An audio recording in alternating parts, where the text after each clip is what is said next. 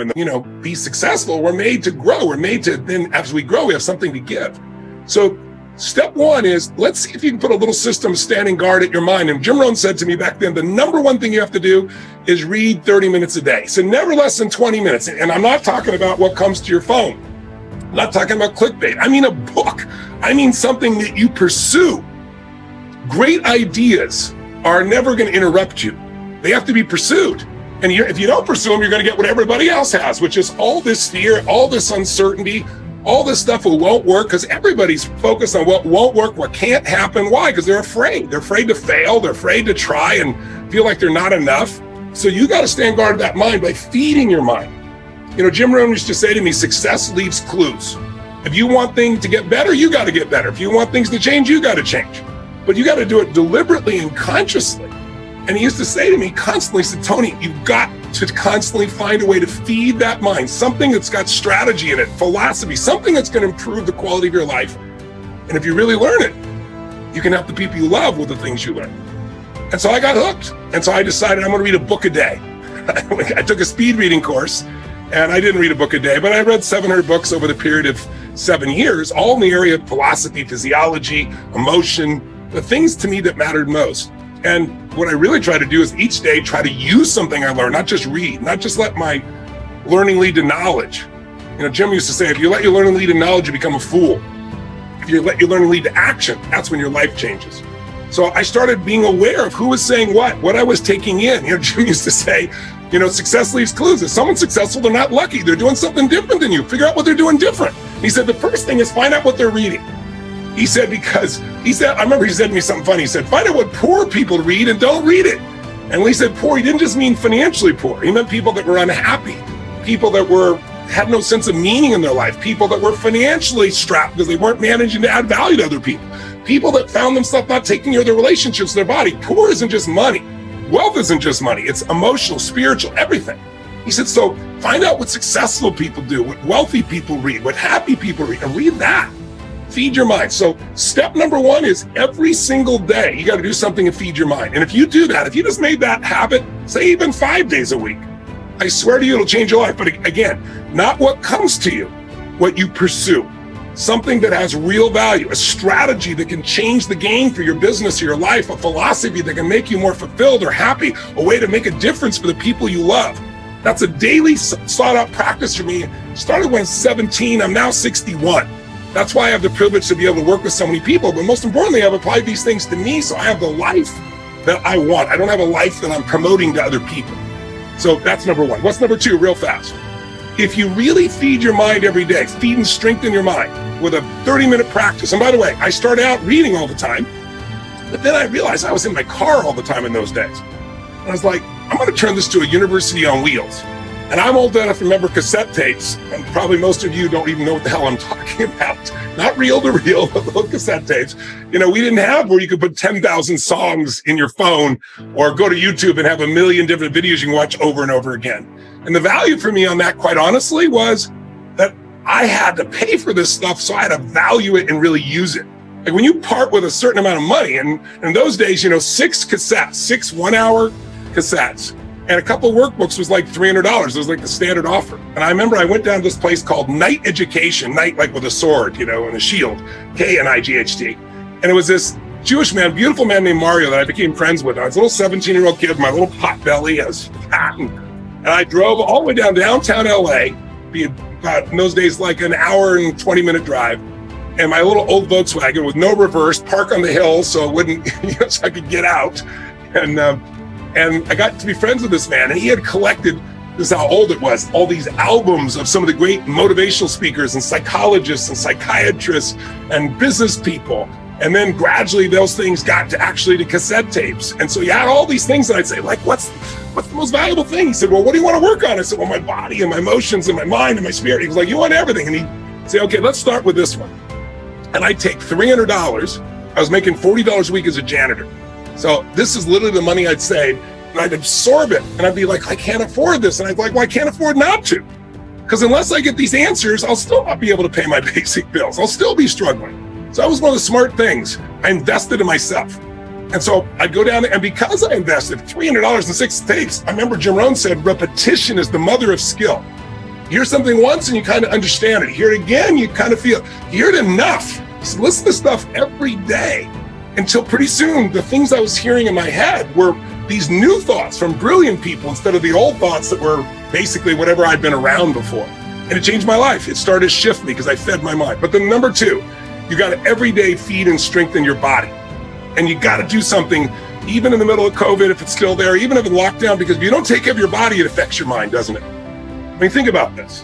What is it that screws up everybody's life? Fear is the number one thing that keeps people from doing what's necessary. And anger and rage, while it can mobilize us, if it becomes part of your life on a regular basis, it destroys it. So how do you balance that out? Well, fear, anger, they're both physical, aren't they? Think about, what do you feel like if you're really, if ever been so afraid that your throat got really dry or you feel this feeling in your gut?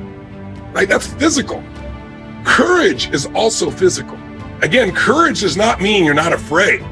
Courage means you're afraid, but you do it anyway, right? It's a way of being in your body.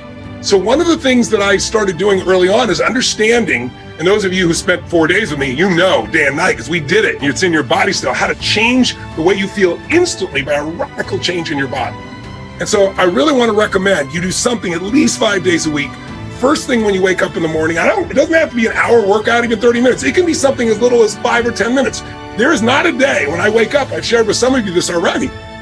First thing I do, I go outside, and if I'm lucky enough to be at one of my homes anyway, I have homes in different parts of the world because I've traveled the world and done this. So I'm very fortunate, but I have a cold plunge I've installed in everyone, 56 degrees. In my home in Sun Valley, Idaho, I don't have a cold plunge. I don't need it. I walk through the snow in the winter, or in the summer, I walk through the grass, and I get in the river. And literally, the river is usually about 39 to 42 degrees, to give you an idea.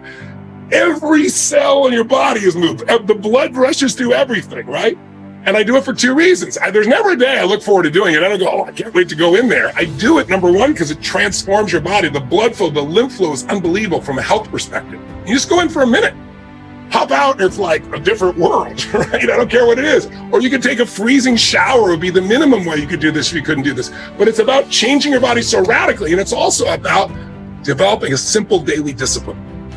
It's like, I don't negotiate with myself. I tell my brain, I don't go, oh, wait, I'm not ready, or let me count to 10, or maybe I'll do it tomorrow.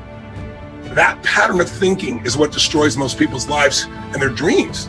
You can settle for a life like most people have, or you can create your dreams, but to do it, you need to be able to push yourself. So you need to train yourself in little ways. Or it could be just going and lifting weights, and you're gonna do like 10 minutes of pushing yourself, or a sprint, or a really fast walk, anything. Because when you get your blood pushing, when you push beyond what's comfortable, it develops this determination inside you, this sense of will that you will then use everywhere else. I always say, if you discipline yourself in one area of your life, you're gonna be able to do it even more in other areas. You get momentum. Momentum is everything.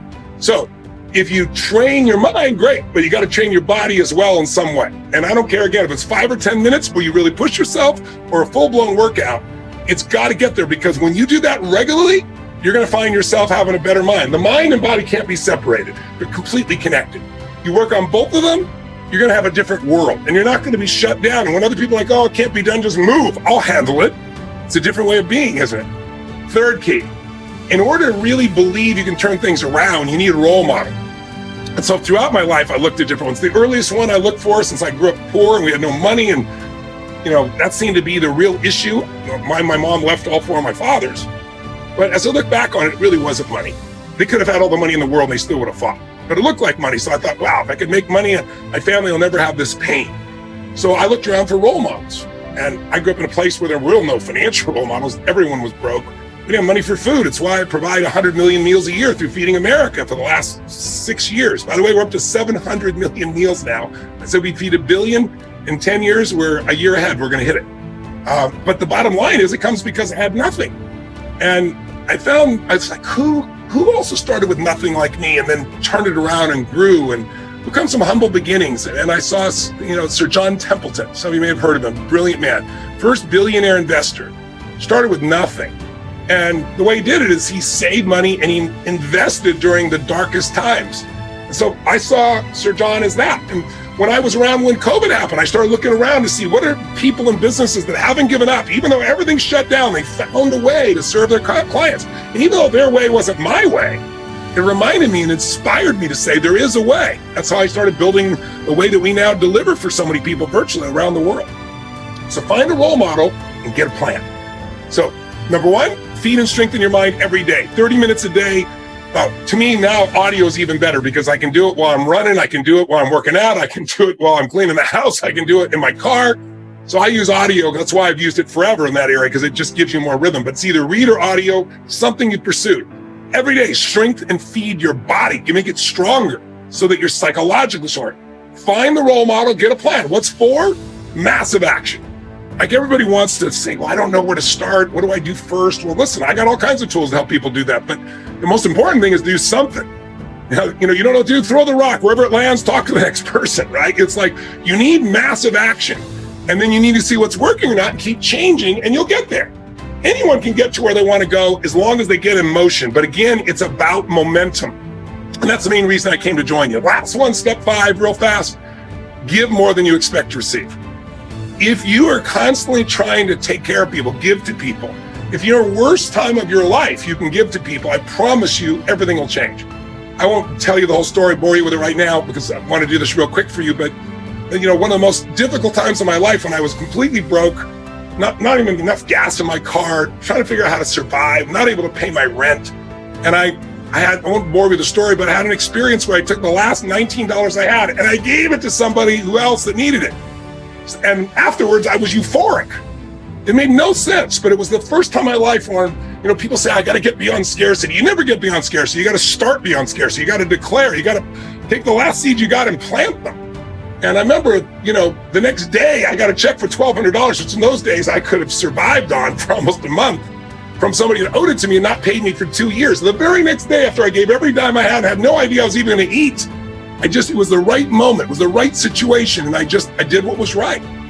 So find someone who's worse off than you are in the middle of COVID, do something for them, and I promise you, you'll remember how great your life is, and you'll feel fulfilled because, it's not about us, you know what I mean? It's like, it's not about me, it's about we. And the more you can get connected to either people you love or even strangers and do things, not for brownie points, just because it's right, somehow inside your own soul, your own spirit, you remember that problems are not permanent. Only your soul's permanent. And you remember that I'm made for more than just solving this stupid little problem. It lifts the human spirit. So those 5 keys, I really encourage you to consider as you're dealing with COVID or coming out of it here to maximize.